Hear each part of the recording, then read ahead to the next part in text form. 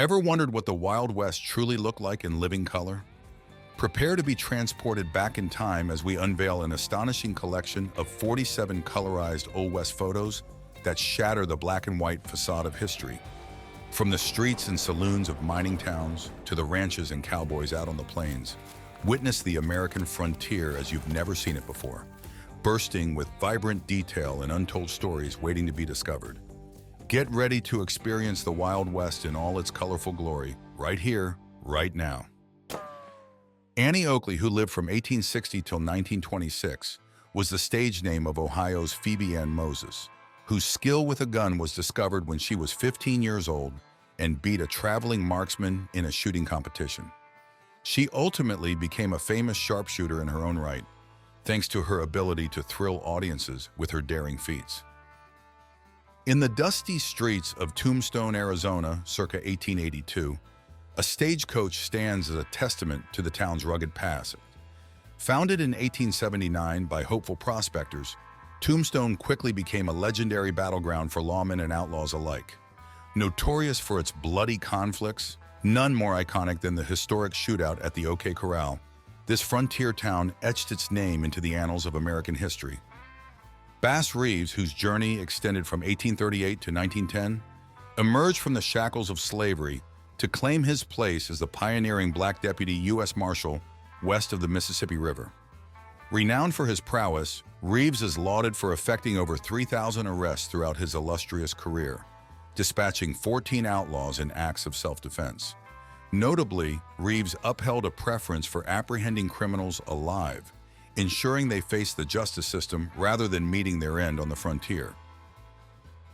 Arguably one of the most infamous figures of the Wild West, Billy the Kid, born Henry McCarty in 1859 and passing in 1881, emerged from the gritty alleys of New York City's Irish slums to carve his name into Western folklore.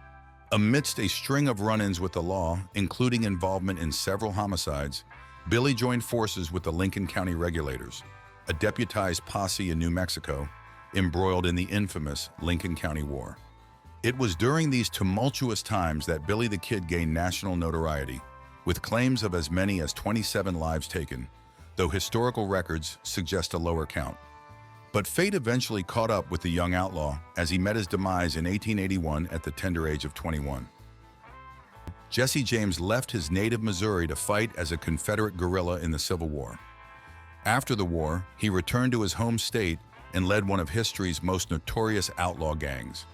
Despite being romanticized in the Eastern newspapers, which portrayed James as a modern-day Robin Hood, there is no evidence that he ever shared the proceeds of his theft with anyone outside his gang.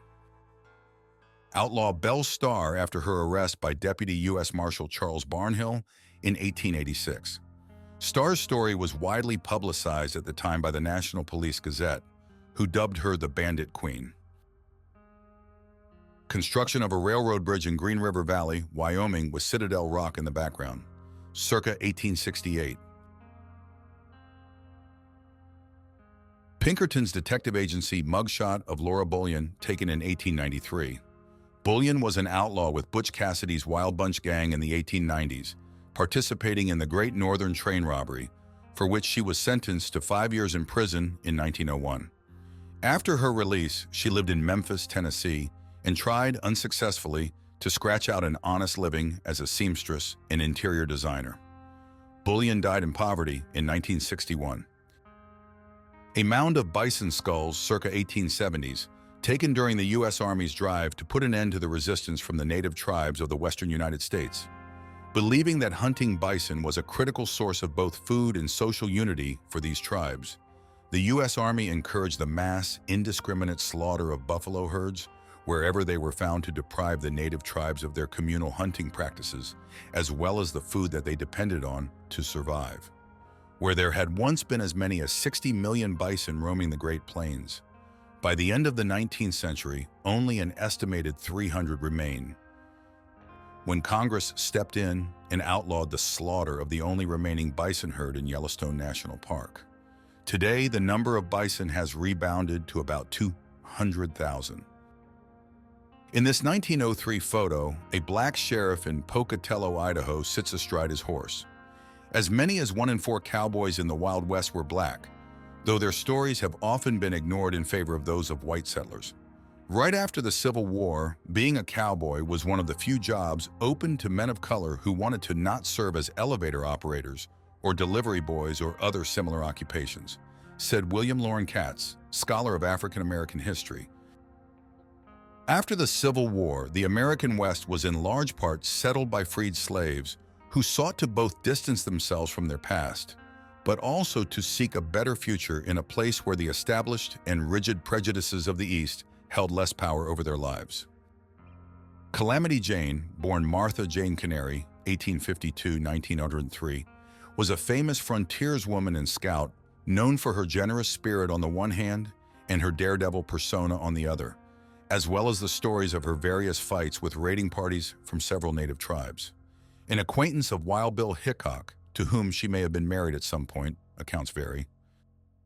A photo of an unnamed prospector in California in 1881.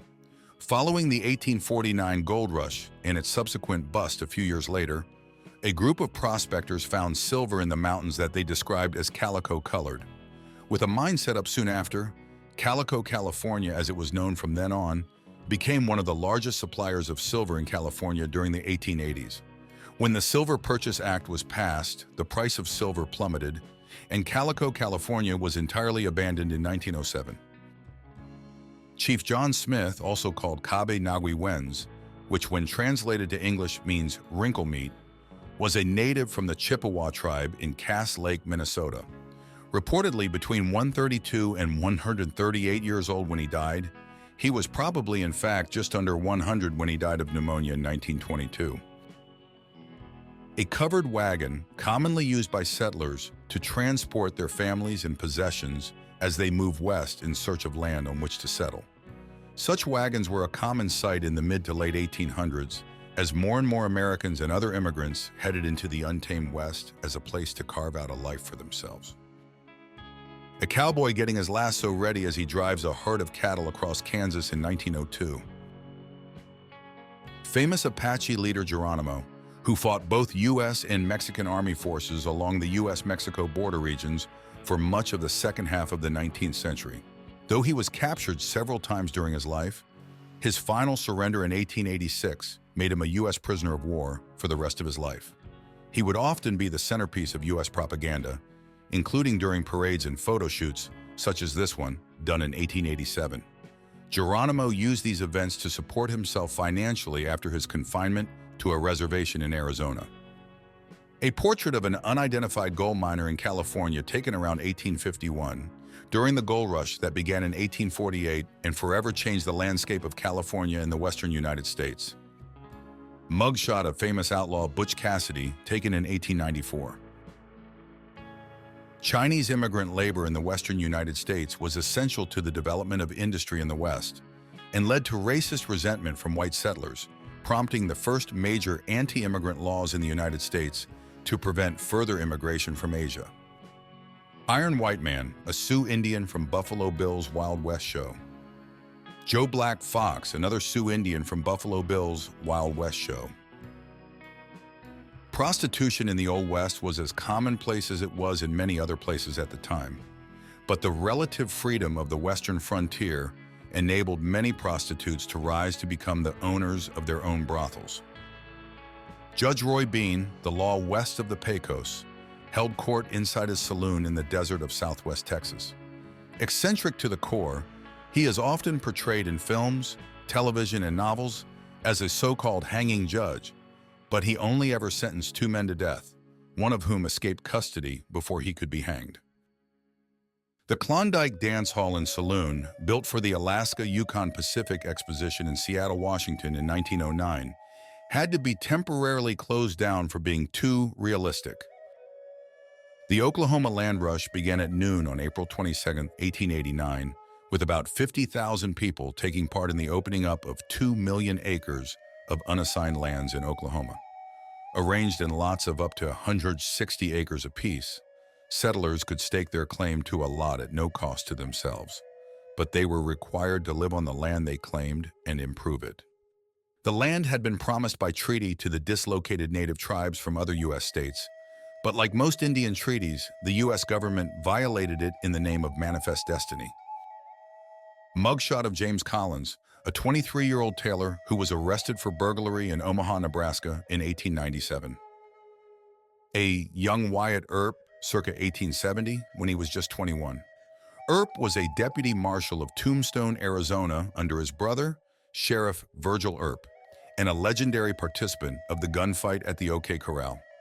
Claiming to have brought down more than a dozen outlaws in his career, he also faced down several murder charges from surviving outlaws who claimed that Earp and his posses shot outlaws who were attempting to surrender.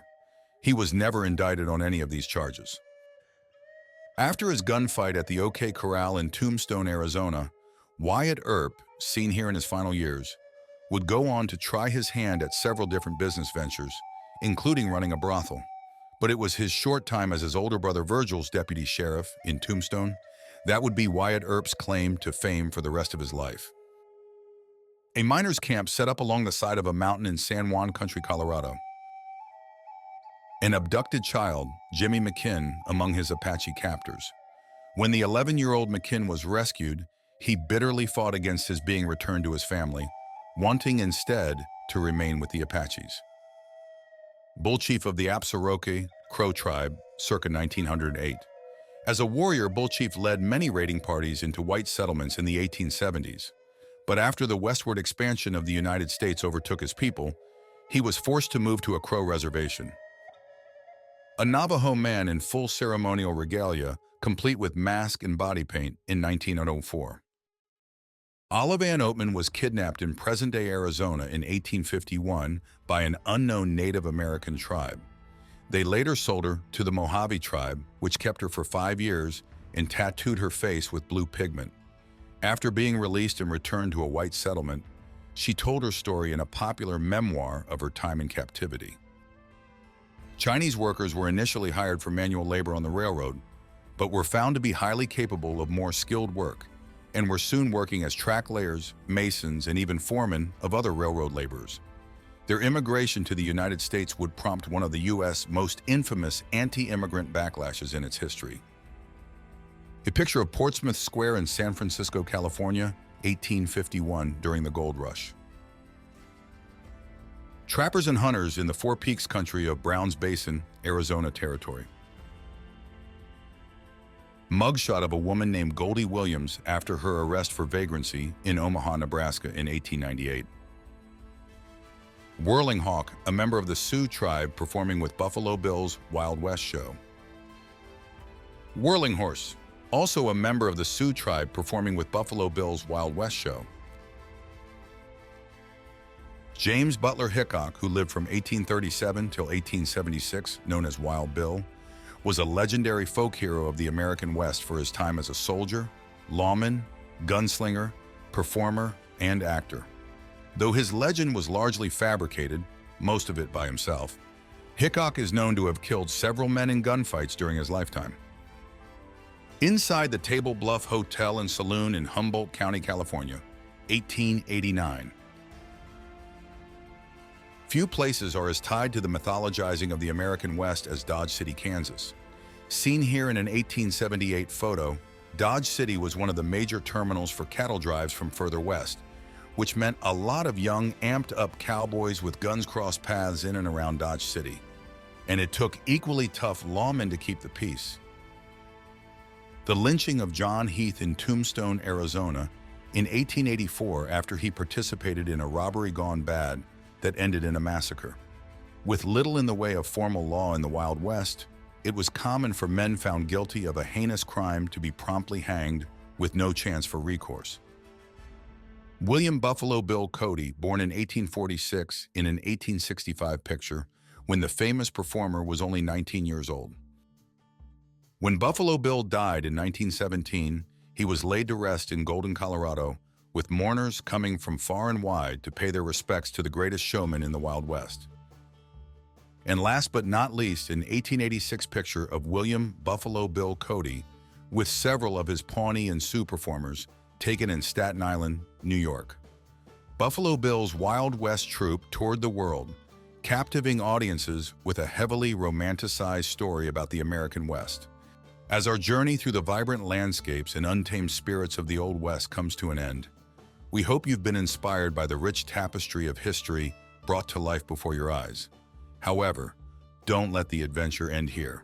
Remember to like, comment, and subscribe for more immersive experiences and fascinating glimpses into the past. Farewell, fellow adventurers.